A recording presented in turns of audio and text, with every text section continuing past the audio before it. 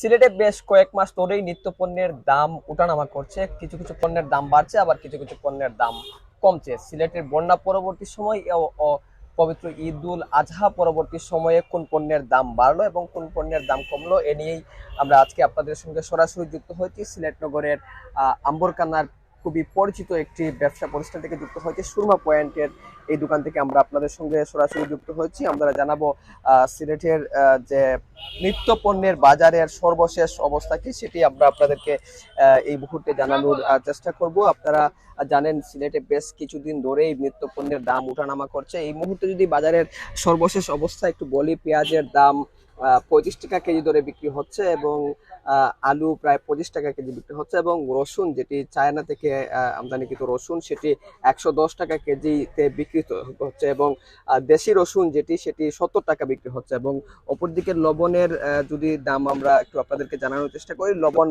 33 টাকা কেজি করেই কিন্তু বিক্রি হচ্ছে। এবং বর্জ্য তেল নিয়ে যে তেলিসমাতি কাণ্ড গত কয়েকদিন ধরেই সিলেটে হচ্ছিল এবং সিলেট সহ দেশের বিভিন্ন জায়গায় যে বাজারে তেল নিয়ে তেলিসমাতি কাণ্ড হচ্ছিল, তেলের দাম কিন্তু অবশেষে কমতে শুরু করেছে। তেল এই মুহূর্তে প্রায় 170 টাকা কেজি ধরেই বিক্রি হচ্ছে এবং 5 লিটার যে তেল রয়েছে সেই তেল প্রায় 900 টাকা কেজি করেই বিক্রি হচ্ছে। এবং অপরদিকে আদা প্রায় 70 টাকা কেজি ধরে বিক্রি হচ্ছে। এটি দেশি আদা যেটি রয়েছে সেটি 70 টাকা কেজি ধরেই বিক্রি হচ্ছে। আমরা যদি একটু আপনাদেরকে চিত্র দেখানোর চেষ্টা করি, তেলের দাম নিয়ে যেটি বলছিলাম, তেল 170 টাকা করে যে কেজি ধরে লিটার বিক্রি হচ্ছে এবং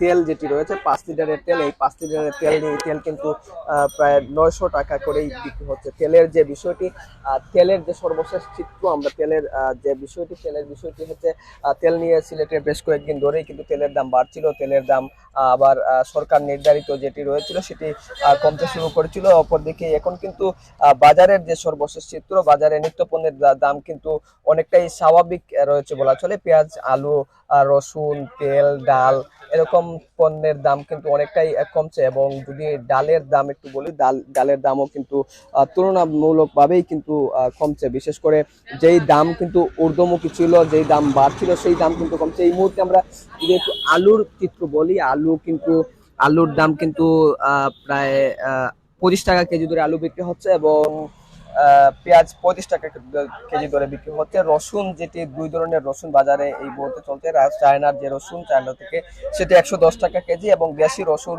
70 টাকা কেজি ধরেই বিক্রি হচ্ছে। এবং সেটি আপনাদেরকে একটু জানানোর চেষ্টা করছি। আপনারা দেখছেন বাংলাভিউ সরাসরি সম্প্রচার। আমরা নিত্য পণ্যের বাজারের সর্বশেষ তথ্য কি, সেটি আপনাদেরকে আমরা জানানোর চেষ্টা করছি।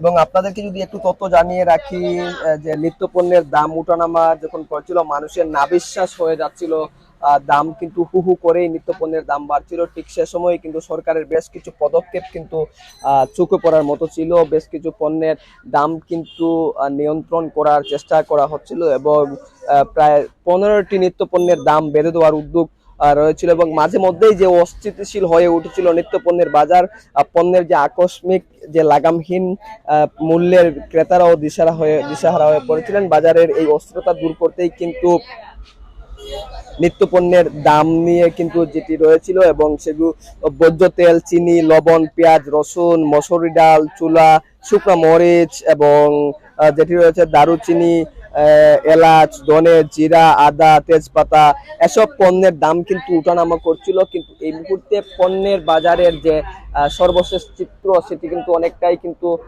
কমতে শুরু করেছে। দাম কিন্তু অনেকটাই স্বাভাবিক রয়েছে। এই স্বাভাবিক প্রক্রিয়া যেটি রয়েছে, সেটি কিন্তু অনেকটাই বাজারের যে সর্বশেষ চিত্র, সেটি কিন্তু পণ্যের দাম অনেকটাই কমছে। বিশেষ করে আলু, পেঁয়াজ, লবণ যেটি রয়েছে, তেল সহ, ভোজ্য তেল সহ সবকিছু পণ্যের দাম কিন্তু স্বাভাবিক রয়েছে বলা চলে। সিলেটের যে নিত্য পণ্যের বাজার অনেকটাই কিন্তু স্বাভাবিক রয়েছে এবং অনেকাংশেই যে দরকারি যে পণ্যগুলো রয়েছে, সেগুলো কিন্তু অনেকটাই দাম বাড়ছে না। তো এই ছিল সিলেটের নিত্য পণ্যের বাজারের সর্বশেষ চিত্র।